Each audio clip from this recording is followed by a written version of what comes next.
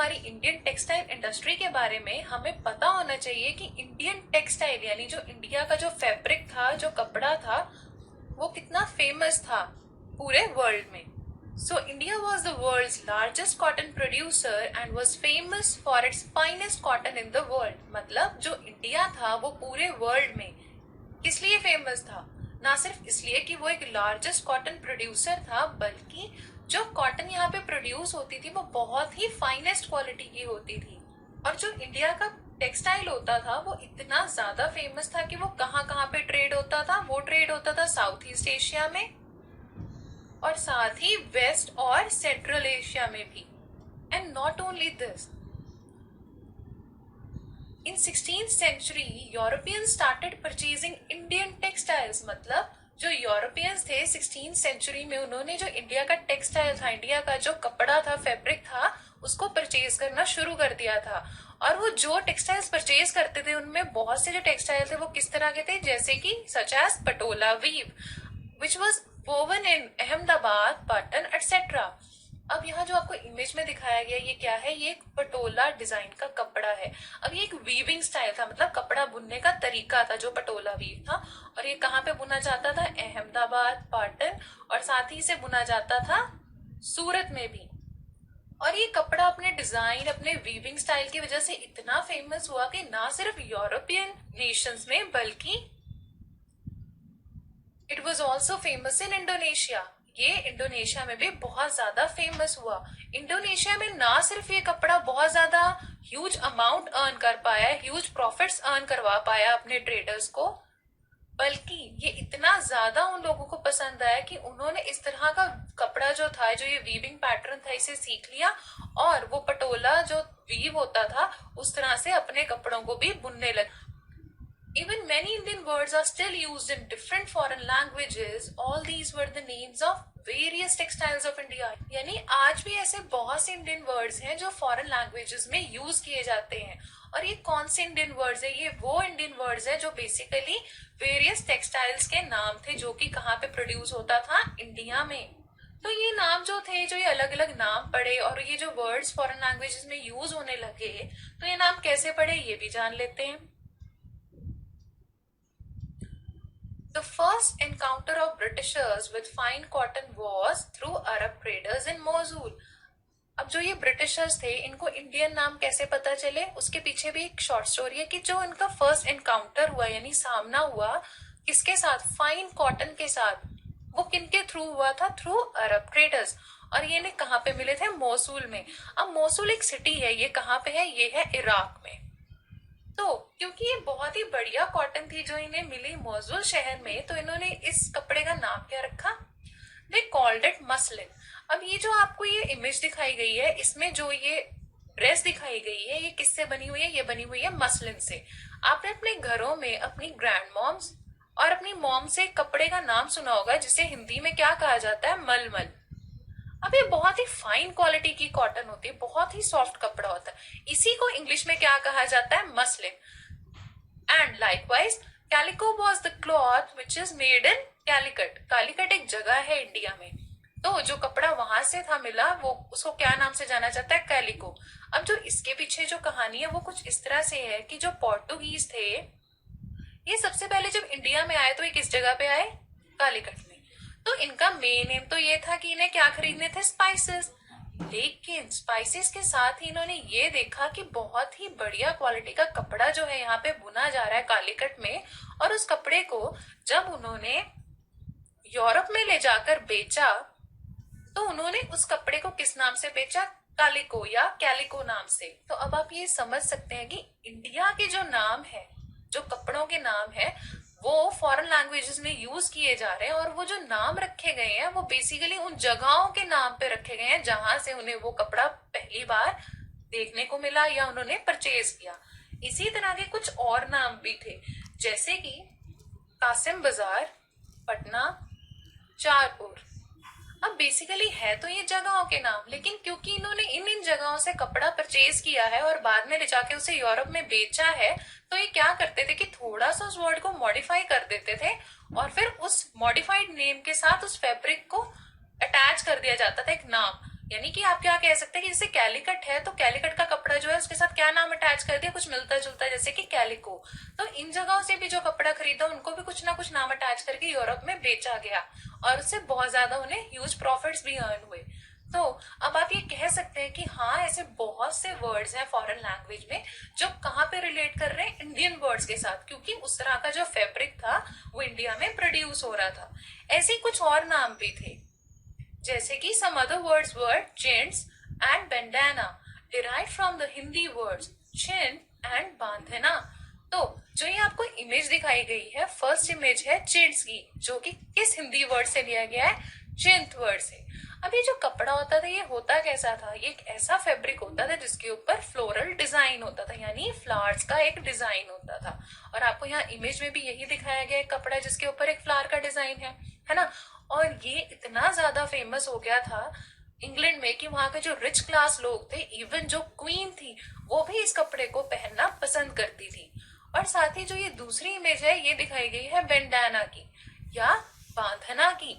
तो ये बेसिकली एक ऐसा कपड़ा होता था जो कि इंडिया में प्रोड्यूस होता था। अब ये जो बांधना वर्ड है, अगर आप में से बहुत से लोग जो राजस्थान के रहने वाले हैं उन्होंने ये कपड़ा जनरली अपने घरों में देखा होगा लेडीज को यूज करते हुए, जिसे कहा जाता है बांधनी। तो वही कपड़ा फॉरेन कंट्रीज में यूज किया जा रहा है बैंडाना नाम से, और ये स्कार्फ्स के तौर पे भी यूज होता था, या जो भी उनका अपना पर्पस था उसको यूज करने का, उस वे में उसे यूज करते थे। अब इस वर्ड को बांधना या बांधनी इसलिए कहा जाता है क्योंकि जब आप इस कपड़े को डिजाइन कर रहे हैं, उस पर कलरिंग कर रहे हैं, तो उसके लिए पहले कपड़े को बांध दिया जाता है और उसके बाद उसे कलर किया जाता है। तो इस वजह से आप ये कह सकते हैं कि ये बेसिकली टाई एंड डाई का प्रोसेस फॉलो करके बनाया जाने वाला एक कपड़ा है। तो उसका नाम क्या है, बांधना, जिसे कहा जा रहा है बैंडाना। यानी हमारे जो इंडिया के कपड़े हैं वो कितने ज्यादा फेमस थे। तो आपको ये तो पता चल गया कि यूरोपियन मार्केट में हमारा कपड़ा फेमस हो रहा है, तो थोड़ा सा और भी इसके बारे में जान ले कि आखिर इंडियन टेक्सटाइल्स की सिचुएशन क्या थी यूरोपियन मार्केट्स में। अगर बात करें इंडियन टेक्सटाइल्स की इन द यूरोपियन मार्केट्स, तो 18th सेंचुरी में हमारे जो इंडियन टेक्सटाइल थे वो बहुत ज्यादा फेमस होने लग गए यूरोपियन मार्केट में। अब जैसे कि हमने पढ़ा ना कि जो फ्लोरल डिजाइन वाला कपड़ा उसको क्वीन तक पहनना पसंद कर रही है, तो बहुत ज्यादा ह्यूज डिमांड होने लग गई यूरोपियन मार्केट में इंडियन कपड़ों की। And due to huge demand the wool and silk makers, कहाँ के वूल एंड सिल्क मेकर्स, जो ब्रिटेन के सिल्क मेकर्स थे, वूल मेकर्स थे, started protesting against the import of Indian textiles in 1720।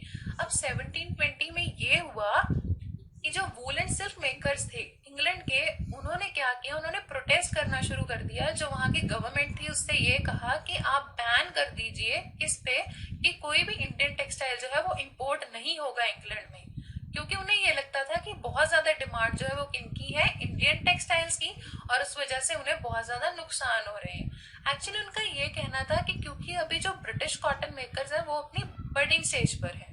अब बर्डिंग स्टेज का मतलब ये होता है कि वो अभी अपने बिजनेस के बिल्कुल शुरुआती दौर में है, तो इसलिए उनके लिए बहुत ज्यादा मुश्किल है क्या चीज करना, कम्पीट कर पाना इंडियन टेक्सटाइल्स के साथ। और क्योंकि इंडियन टेक्सटाइल की डिमांड बहुत ज्यादा है, तो इस वजह से जो ब्रिटिशर्स हैं उनको लॉसेस बियर करने पड़ रहे हैं, यानी वहां के जो सिल्क मेकर्स हैं, वूल मेकर्स हैं उनको। तो उन्होंने क्या कहा कि आप इसे इंपोर्ट करना बंद कर दीजिए। हालत ये हो गई थी कि बाद में to safeguard English producers, calico printing industry grew under government protection, यानी गवर्नमेंट प्रोटेक्शन के अंडर एक इंडस्ट्री लगाई गई जहां पे कपड़ा प्रोड्यूस होता था। वो किस लिए लगाई गई, ताकि जो इंग्लिश प्रोड्यूसर्स है उनको हेल्प आउट किया जा सके, उन्हें सेफगार्ड किया जा सके, क्योंकि उन्हें बहुत ज्यादा लॉसेस बियर करने पड़ रहे थे। बिकॉज जो इंडियन टेक्सटाइल था वो बहुत ही ज्यादा ह्यूज डिमांड जो था गेन कर चुका था, कहाँ पे, यूरोप में, इंग्लैंड में। तो उस वजह से जो इंडस्ट्री लगाई गई उसका नाम क्या रखा गया है, कैलिको प्रिंटिंग इंडस्ट्री। अब यहाँ पे भी आप ये देखिए कि नाम जो है वो कैलिको रखा गया है। अब ये जो कैलिको था, अभी हमने ये इस बारे में डिस्कस किया ना कि वो किस वजह से रखा गया था कैलिको नाम, कालीकट जो जगह है उसके नाम पे। तो यानी नाम उन्होंने कौन सा रखने की कोशिश की है, इंडियन टेक्सटाइल वाला ही। And not only this, they used to copy Indian prints. ना सिर्फ उन्होंने इंडियन नाम रखा है ताकि लोगों में ये भ्रम पैदा हो जाए कि वो कुछ इंडियन प्रोडक्ट ही परचेज कर रहे हैं, बल्कि वो क्या कर रहे हैं, इंडियन प्रिंट्स को कॉपी भी कर रहे थे। और ये सब किस लिए किया जा रहा था, ताकि जो इंग्लिश प्रोड्यूसर्स हैं उनको क्या किया जा सके, उन्हें सेफ गार्ड किया जा सके। अब अब जब इतनी ज्यादा सिचुएशन बिगड़ रही थी इंग्लैंड में कि उनको लग रहा था कि उन्हें बहुत ज्यादा क्या हो रहा है, टफ कंपटीशन जो है बियर करना पड़ रहा है इंडियन टेक्सटाइल की वजह से, तो उन्होंने ये सोचा कि हम अपनी जो टेक्नोलॉजी है उसको थोड़ा इम्प्रूव करें, थोड़ा डेवलप करें, सो दैट हम इस टफ कंपटीशन वाली सिचुएशन को फेस कर पाए। तो इसके लिए उन्होंने क्या किया कि they started introducing technology, and उसमें क्या क्या चीजें देखने को मिली कि कुछ इन्वेंशंस हुई, जैसे स्पिनिंग जेनी और स्टीम इंजन की। So, with the invention of spinning jenny in 1764 and steam engine in 1786, cotton weaving became speedy and cheaper also. तो 1764 में जब ये स्पिनिंग जेनी नाम की मशीन बनाई गई, ये जो आपको इमेज में दिखाया गया है ये स्पिनिंग जेनी है, और इसको बनाने वाले जो थे उनका नाम था जॉन के। एंड इसी तरह 1786 में एक और मशीन बनाई गई जिसका नाम था स्टीम इंजन, और इसको बनाने वाले का नाम था रिचर्ड आर्कराइट। तो जब ये इस तरह की मशीन्स बनाई जाने लगी तो उसका बेनिफिट ये हुआ कि जो कॉटन वीविंग थी, यानी जो कॉटन को बुनने का जो प्रोसेस था, ना सिर्फ वो हो गया speedy but it also became cheaper. अब देखिए, स्पीडी तो आप समझ गए हैं कि हम अगर एक सिंपल बात करें, एक एग्जांपल लें कि जैसे अगर आप इसे खुद हाथ से बना रहे होते हैं तो सपोज कर लेते हैं कि वन मैन जो है वो सिर्फ क्या बना पाता है, एक पीस बना पाता है कॉटन का पूरे दिन में जो कॉटन क्लॉथ है। लेकिन अगर हम मशीन को यूज कर रहे हैं तो वही वन मैन अब बना पा रहा है, सपोज कर लीजिए, 2 पीसेस ऑफ कॉटन क्लॉथ। तो इससे क्या हो गया, काम हो गया स्पीडी, और ये चीपर भी हो गया। चीपर इस वजह से हो गया कि जब हमने मशीन्स इंस्टॉल कर ली तो जो हमें बहुत सारे लोग लगाने पड़ते थे और उनको सैलरीज देनी पड़ती थी, तो अब मशीन की वजह से हमें लोग ज्यादा एम्प्लॉय नहीं करने पड़ रहे हैं और सैलरीज भी थोड़ी कम देनी पड़ रही है, इस वजह से ये सस्ता भी बढ़ने लग गया। तो अब जब ये इन्वेंशंस होने लग गई, मशीन्स का यूज होने लग गया, तो इस वजह से क्या हुआ, Britain with mechanized cotton production became a workshop for the world। यानी जो ब्रिटेन था अपनी मैकेनाइज्ड कॉटन प्रोडक्शन की वजह से, यानी कि अब वो मशीन्स का यूज कर रहे हैं ना जो कॉटन प्रोड्यूस करनी है उसके लिए, तो ये क्या बन गया, ये बन गया एक वर्कशॉप पूरे वर्ल्ड के लिए। उसको वर्कशॉप के नाम से जाना जाने लग गया। वहां पे लोगों को एम्प्लॉयमेंट मिलने लग गया, और जो कपड़ा था वो बहुत जल्दी प्रोड्यूस हो जाता था, बहुत ही स्पीडीली प्रोड्यूस हो जाने लग गया। हालांकि अब जब से ये मशीन्स आई थी इस वजह से जो कपड़ा था बहुत जल्दी प्रोड्यूस हो रहा था और बहुत ही चीप रेट पे प्रोड्यूस हो रहा था, लेकिन फिर भी हम ये कह सकते हैं कि Indian textile was still dominating the world market. जो इंडियन टेक्सटाइल था वो तब भी डोमिनेट कर रहा था पूरे वर्ल्ड मार्केट को, यानी अब भी उनका जो कंट्रोल था, जो दबदबा था वर्ल्ड मार्केट में, वो ज्यादा था। इंडियन टेक्सटाइल को अभी भी बहुत ज्यादा लोग पसंद कर रहे थे और उसकी अभी भी बहुत ज्यादा डिमांड थी।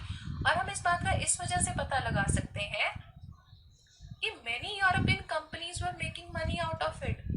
मतलब अभी भी ऐसी बहुत सी यूरोपियन कंपनीज, जैसे कि English East India Company, then Dutch company and then French companies, ये अभी भी बहुत ज्यादा पैसा जो था अर्न कर पा रहे थे। किस वजह से, इंडियन टेक्सटाइल की वजह से, क्योंकि अभी भी इनकी बहुत ह्यूज डिमांड थी। So now that we know about the Indian textile and its huge demand, तो हमें ये भी तो पता होना चाहिए ना कि इतनी फाइनेस्ट क्वालिटी का कॉटन जो प्रोड्यूस होता था उसे प्रोड्यूस करने वाले लोग कौन थे, वो जो वीवर्स थे जिन्हें हम बुनकर कहते हैं, वो लोग कौन थे, कैसे थे, और वो अपना काम कैसे करते थे। तो इसके बारे में भी जान लेते हैं। Who were the weavers? आखिर वो जो